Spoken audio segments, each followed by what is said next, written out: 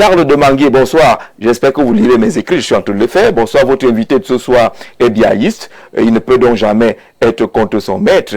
Nous sommes tous Camerounais. Après Haïdio, où est situé le Cameroun en Afrique dans la gouvernance? Si le chef de l'État était sérieux, il est sérieux, il aurait fait appliquer l'article 66 et le Cameroun serait bien dirigé. Le cas René Zengelé, modeste comme tous les ministres sous Haïdio. Le patriarche est très modeste, René Zengelé. Charles dit que peut-être que si on veut améliorer les choses, quel peut être l'impact d'un vice-président alors qu'il y a des problèmes encore de corruption, des articles, même de cette constitution qui ne sont pas appliqués jusqu'à présent. Oui, mais n'oubliez pas une sémantique ironique de sa part.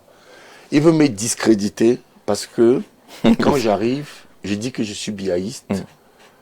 Il estime que ça ne vaut plus la peine d'écouter. C'est de la faiblesse. Il faut former les Camerounais.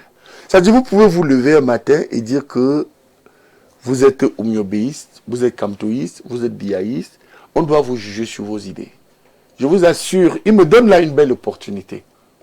Personne n'a critiqué le fonctionnement du système comme les biaïstes, Charles Atebayene et moi. Je vous dis dans l'opposition, personne. Personne n'a critiqué. Vous savez pourquoi? Parce que le biaïsme idéologique a échoué. Vous comprenez? Vous savez, je voudrais quand même être un transformationniste. Ouais, être courageux. Et ça, je remercie beaucoup de Camerounais. Parce que lorsque je suis dans les rues de Genève, de Paris, de Yaoundé, de Douala, de Bafoussam et de Garoua, il y a des assauts parce que les gens viennent vers moi et me disent professeur orthographe.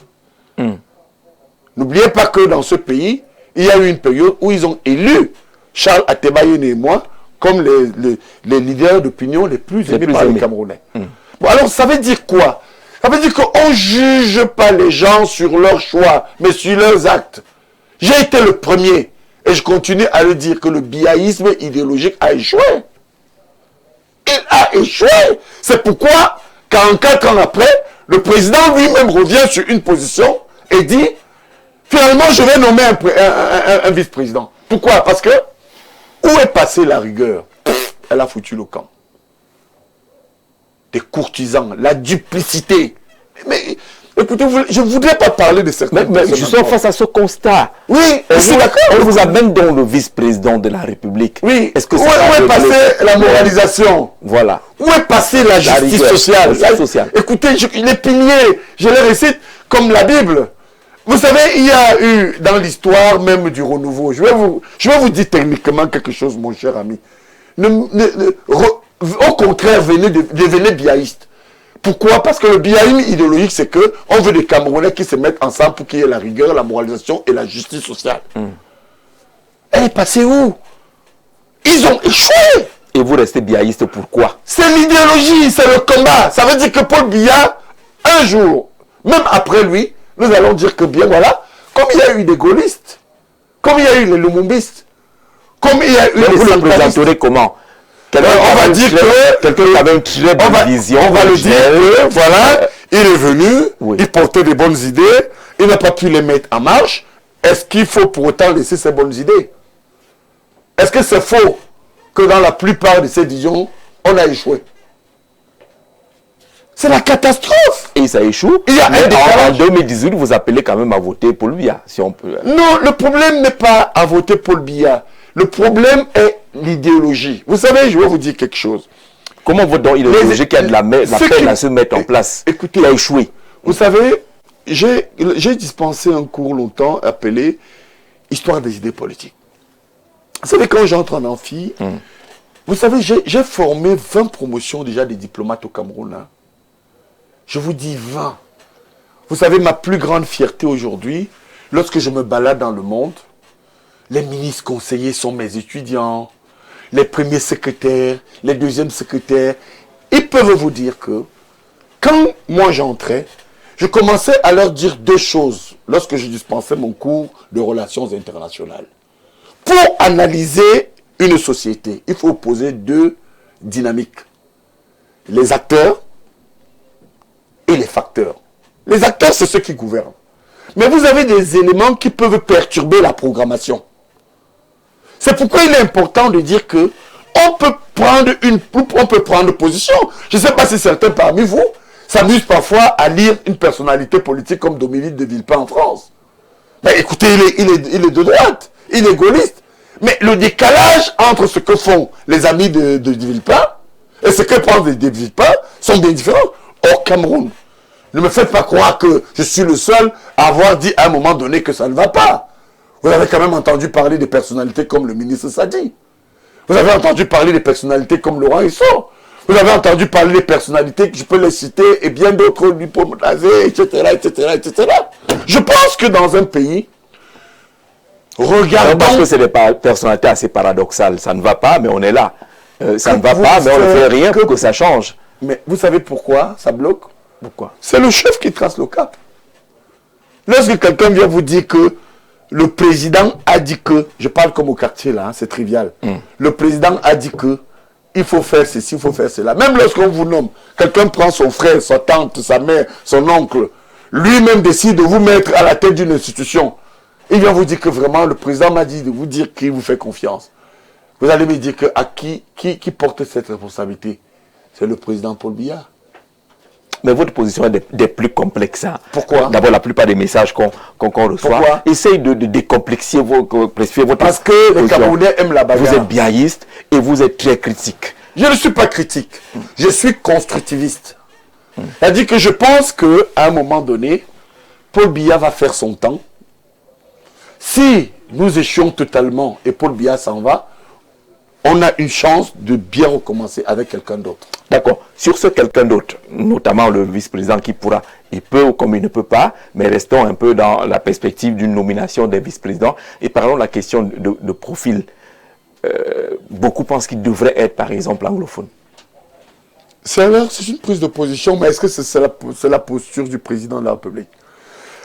À partir du moment où le président de la République nous a donné un chef de gouvernement anglophone, pendant plusieurs décennies, êtes-vous sûr qu'il voudra encore avoir un successeur anglophone? C'est possible. Mais ça peut aussi ne pas être possible.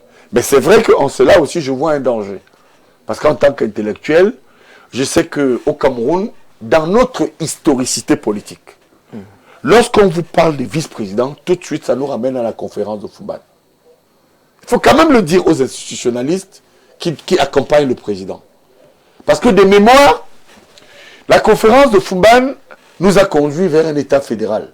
Je voudrais rappeler à ceux qui nous écoutent que notre pays, à ce jour, s'est doté de 4 constitutions. La constitution de mars 1960, cette constitution était intégrée essentiellement statocentrée vers le Cameroun francophone. Ensuite, en 61, il y a eu l'indépendance de la partie anglophone et nous nous sommes dotés d'une constitution fédérale en octobre 61 et c'est celle qui a construit le Cameroun de 61 à 72. Je voudrais aussi le dire, hein, quand vous nous donnez une belle occasion comme celle-ci d'échanger techniquement sur l'évolution constitutionnelle du Cameroun. C'est la constitution fédérale. Et au regard des prémices et des recommandations de la conférence de Fumban, le poste de vice-président était exclusivement réservé aux anglophones. La 3e constitution du Cameroun, c'est celle du 20 mai 1972. Alors, cette constitution, c'est l'État unitaire. Parce que quand nous avons eu, en 84, une réforme supprimant la République unie du Cameroun, il faut dire que ça pouvait être une faute juridique. Pourquoi? Parce que les tenants de ce changement décrétoire ont oublié que, en fait, le président Ahidjo avait fait sauter, j'ai lu les travaux de Bernard Fonlon ici, qui était un grand professeur des universités d'obédience anglophone.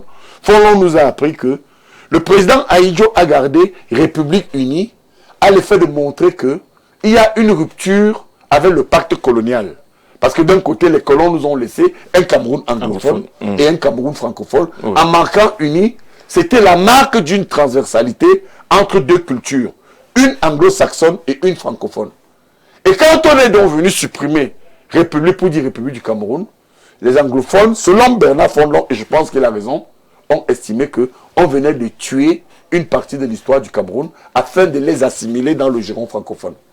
D'ailleurs, avec le temps, si vous voyez les positions de M. Toumi, et de quelques-uns, c'est ce qui fut à l'origine de la crise anglophone. Parce que ce que certains ne savent pas techniquement, je dirais même plus politiquement que techniquement, République unie du Cameroun était une marque indélébile des deux cultures. Ça veut dire que, en supprimant le poste de vice-président au profit du poste de Premier ministre, les anglophones avaient estimé que c'était une tromperie. Mais comme il y avait la stabilité, ils étaient essentiellement focalisés vers la présidence de l'Assemblée. Et si vous lisez la Constitution du 2 juin 1972 avec rigueur, vous allez voir que à un moment donné, avant la réforme de 79, qu'ils ont aussi considéré comme un subterfuge politico-juridique, c'est le président de l'Assemblée, en cas de vacances, qui devenait président de la République.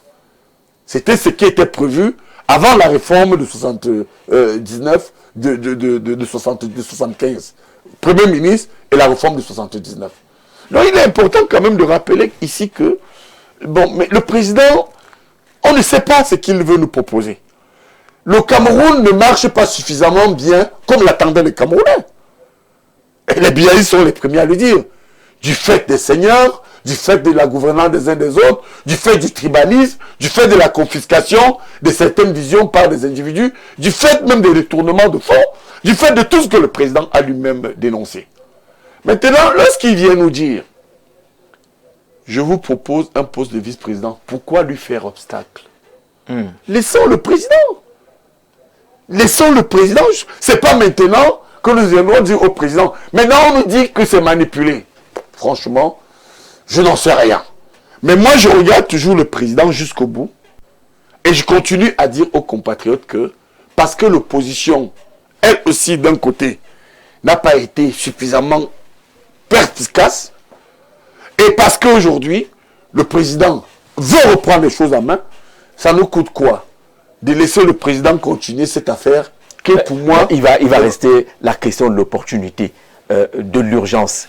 Quelle urgence y avait-il à procéder à cela, si ce n'est pour préparer le matelas de la succession? Il y avait quelle urgence? Nous donner un successeur. Vous êtes sûr que Paul Biya il va le prendre où, ce successeur? Puisque vous dites que dans le RDPC, c'est foutu. Il y a qui vous dit forcément que tous ceux qui sont au RDPC sont mauvais? Qui vous dit que tous ceux qui sont dans l'opposition sont mauvais? Vous voyez, ce sont ces dichotomies que moi je refuse d'accepter.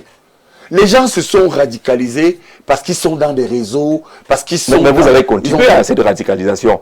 Lorsque vous parlez des responsables du RDPC aujourd'hui, ils n'ont même pas 1 point sur 10 quand vous parlez d'eux. Non, du moins, vous savez, c'est un problème de casting. Ouais. Je ne vais pas vous dire ici que je suis le meilleur. J'ai eu une chance extraordinaire, Jean-Jacques Zé. Je vous assure, la main sur le cœur, la République nous regarde. J'ai été un collaborateur politique du chef de l'État. Vous savez, celui qui vous parle aujourd'hui, grâce à Dieu, et grâce aussi au président de la République, que lorsque j'ai été coopté au comité central, je vous dis, à un moment donné, je travaillais avec le président. Vous voyez, je ne viens pas faire comme certains ici qui vous disent que c'est le président, c'est le président. Non, c'est faux, ils mentent. Le président Paul Biya a une qualité. Lorsque vous occupez certaines fonctions ou certaines positions de pouvoir, il vous laisse prendre des initiatives. Et il vous juge sur cela.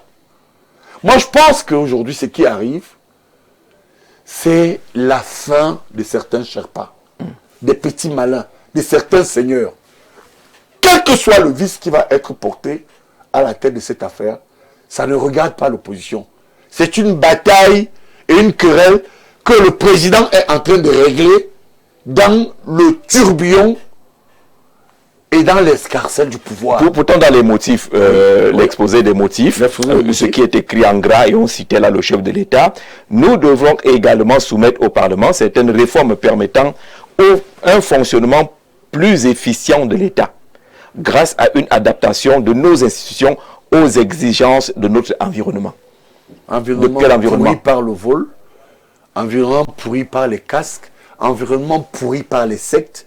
Vous savez, je vous ai parlé de... Mais si vous êtes chef, je vous ai tout cet environnement-là, dans cet état de délabrement. Je vous ai parlé de Louis XIV, non? Qu'on a appelé roi Soël. Il s'est fait envahir par des seigneurs qu'il avait coupé de tout. Je crois qu'à un moment donné, le président pour moi, d'abord, n'oubliez pas que ceux qui nous écoutent comprennent que le président s'est dédié. Hein. En 2007, il a dit qu'il n'y a pas de monarchie. Oui. Que le Cameroun n'est pas une monarchie. Pourquoi vous ne faites pas le contraire? Parce que Donc là, en fait, nous sommes en train d'aller à la monarchie finalement. oui. En fait, moi, dans mon analyse, hein, je suis un peu spiritualiste. Je ne vous le cache pas. Je suis spiritualiste, c'est-à-dire que je suis quelqu'un qui croit en Dieu et qui croit aussi à la dimension spirale de la vie d'un homme. Oui. Pourquoi maintenant? Pourquoi le président Paul Biya, 93 ans, plus vieux président du monde, malgré tout ce qui a été dit et tout ce qui a été fait, vient aujourd'hui nous dire, finalement, je vous donne un successeur. Mais parce qu'il a vu le danger. Il a vu le danger et il a compris que cela releverait de sa responsabilité. Et qu'il est temps... Vous pensez que c'est ce successeur-là qui aura le sommeil tranquille? Ah bon? Ce successeur, s'il va être installé, s'il est bien choisi, oui. S'il est bien choisi, parce que c'est la dernière phase. Hein. Si le chef de l'État rate le coach avec ce successeur, je ne dirais pas ce qu'il ne faut pas dire parce que on n'analyse pas la fin d'un chef de manière désastreuse. Ce sera l'irréparable, mais l'irréparable par rapport à sa propre historicité. Le président, je crois, de la République aujourd'hui, je voudrais le dire à ceux qui nous écoutent. Parce qu'on va sortir l'émission dans 4 minutes. Oui, avec beaucoup de sérieux. Est au dernier tournant d'une responsabilité qu'il va porter. Donner aux Camerounais un homme ou une femme qui va l'accompagner afin de réparer ce qui a été abîmé par les seigneurs. Qu'on ne l'embarrasse pas avec les questions communautaires, anglophones. Ça va jouer. Ça va jouer parce que observez un peu le jeu d'équilibre. L'Assemblée est passée à l'ouest. Le Sénat est parti au nord, pas à l'extrême nord. Je voudrais vous rappeler qu'il y a encore une grande vacance. Parce que pour moi, dans les termes de profil, parce que Jean-Jacques, je suis sur votre plateau, je vais jouer franc jeu jusqu'au bout avec vous. Il y aura 2 types de profils à ce poste. Soit quelqu'un qui connaît bien le président, qu'il a préparé et en qui il a confiance. Il va lui dire, prends le relais. Soit effectivement, le président va jouer aux équilibres à l'effet de dire que je veux la stabilité de ce pays. Auquel cas, ça va régénérer une confiance pour que le pays redémarre. Parce qu'en réalité, c'est ce que nous recherchons. Nous voulons des hommes et des femmes qui aiment ce pays et qui pensent que, quelle que soit la sensibilité des uns et des autres, que vous soyez musulman, chrétien ou catholique, animiste ou autre chose, ce qui compte aujourd'hui, c'est qu'il faut sauver ce pays. C'est une option testamentaire finalement. C'est une option testamentaire, vous m'avez compris. Et je vais vous dire que, dans les prémices de mes analyses, je viens encore d'avoir raison. Je vous ai offert le livre de 600, presque 700 pages. Il est costaud, hein? Bon, alors, regardez bien. Allez lire le chapitre sur où j'ai parlé du Mysterium Pactum. Tous ceux qui ont acheté mon livre, Paul Biya, indépendantiste et manœuvrier, allez lire le chapitre sur le Mysterium Pactum. J'ai expliqué ce qui se passe. L'ouvrage de Pascal Messama-Nyamding, 700 pages, Paul Biya, indépendantiste et manœuvrier, architecte du communautarisme complexe. Vous vous rappelez ici, ce qu'on avait entendu par communautarisme complexe, c'est la capacité, au-delà des partis politiques, à lever les femmes, les jeunes, les handicapés, les musulmans, les chrétiens, le genre, etc. Et je vais vous dire que c'est un pacte mystique. Il y a le mystère de Dieu au Cameroun. Parce que si vous allez chercher la construction historique de l'État, ne lisez pas seulement l'État camerounais sous le seul prisme de l'institutionnalisme. Hein.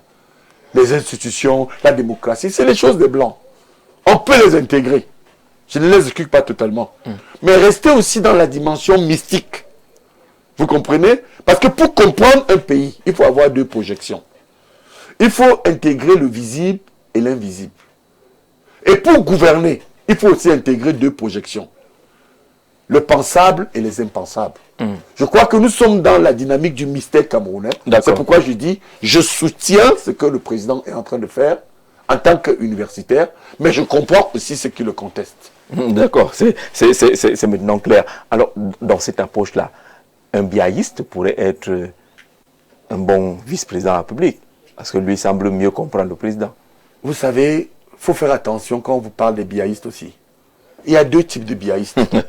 Il y a des biaïstes négatifs et il y a des biaïstes positifs. Écoutez, tous ces gars-là, je peux vous citer. Par exemple, si vous me demandez Jean Côté, il est biaïste. Si vous me dites Grégoire Ouna, il est biaïste. Positif ou négatif? Si vous me dites Pamendongo, il est biaïste. Positif ou négatif? Si vous me dites René Sadi, il est biaïste. Si vous me dites Laurent Messou, il est biaïste.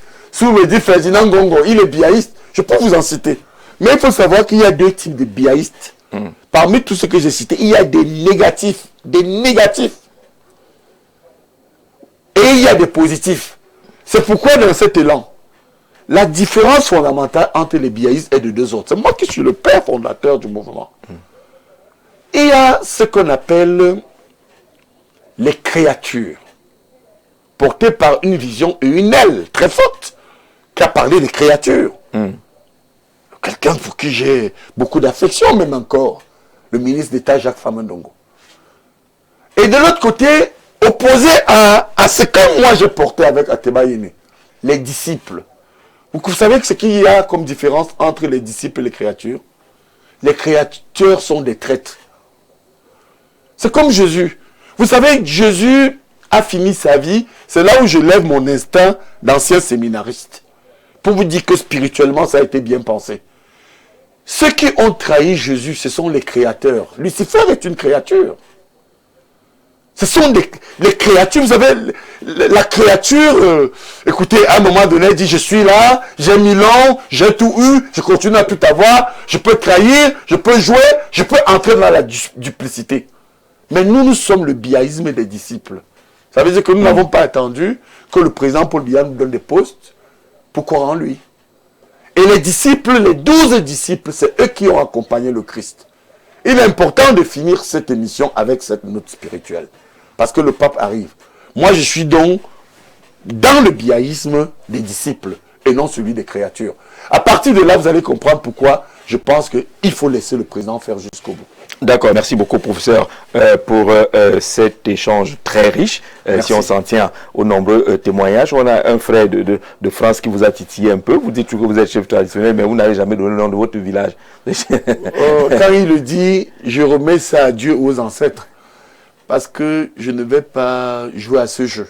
D'accord. Vous comprenez? Mais donnez quand même parce le nom de votre village. Tout le monde sait que c'est moi qui suis le chef de la ville de Yabassi. D'accord, Yabassi. Et s'il ignorait encore, je crois que c'est quelqu'un qui prêche le faux pour connaître le vrai.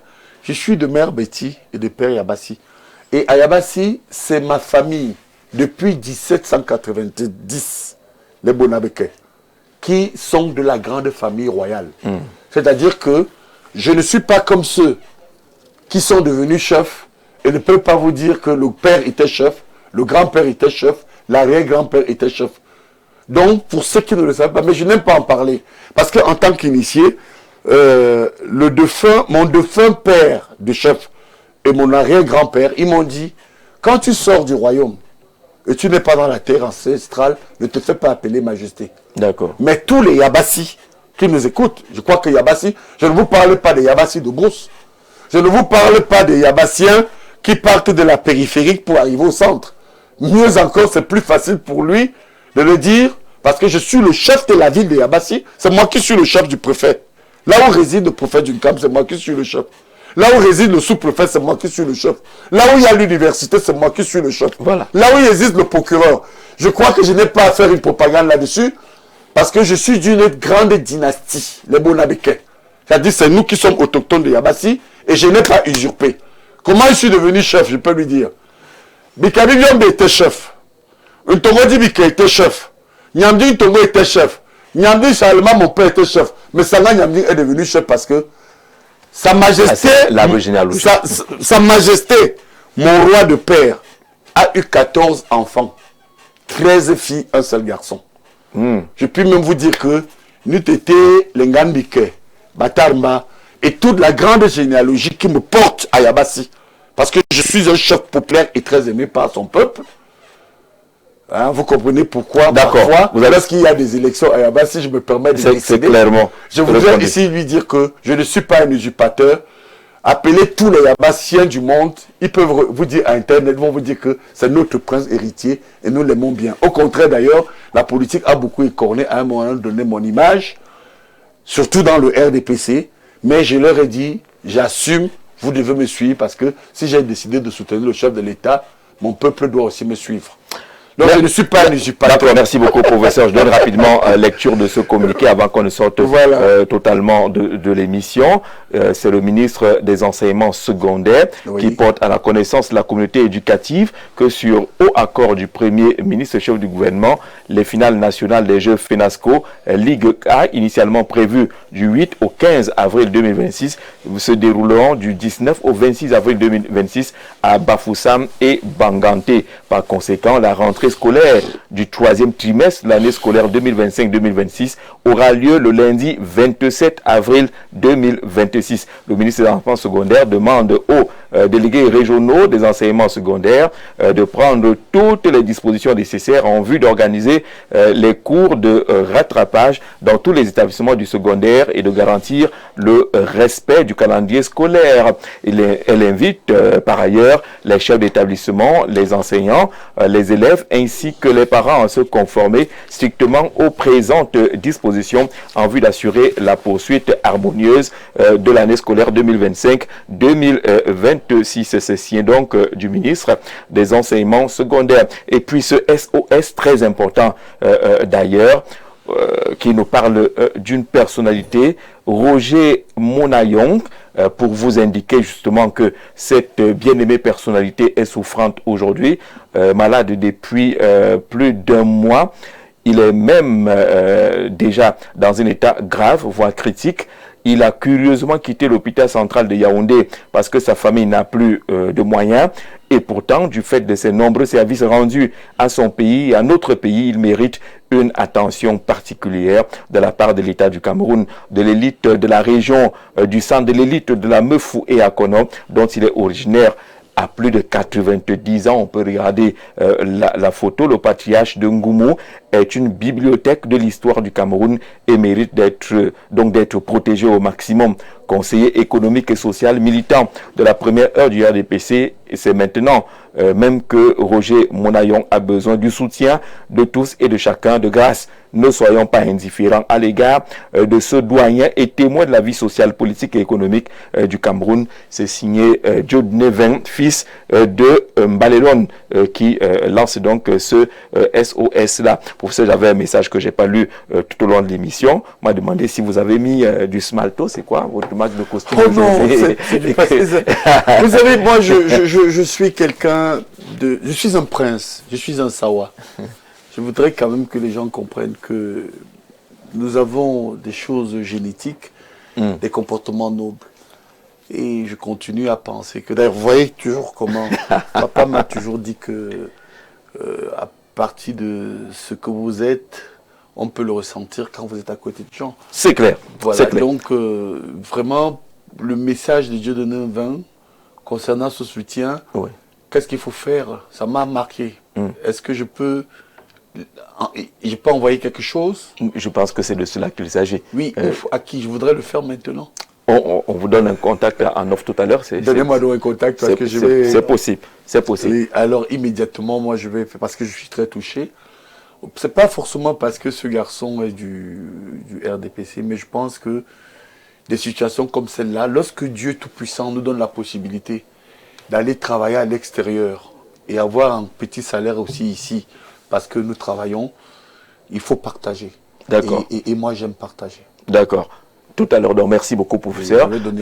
Demain, vous retrouverez Stéphane Barga dans le format ordinaire de Le Grand Soir. Merci d'avoir regardé ce programme. Merci d'avoir été nombreux à témoigner de votre présence avec ces messages, ces témoignages dans le cadre de ce programme. On aura la possibilité de recevoir également d'autres professeurs et d'autres personnalités pour des éléments suffisamment techniques pour répondre à des questions de façon technique. Ça contribue à la construction.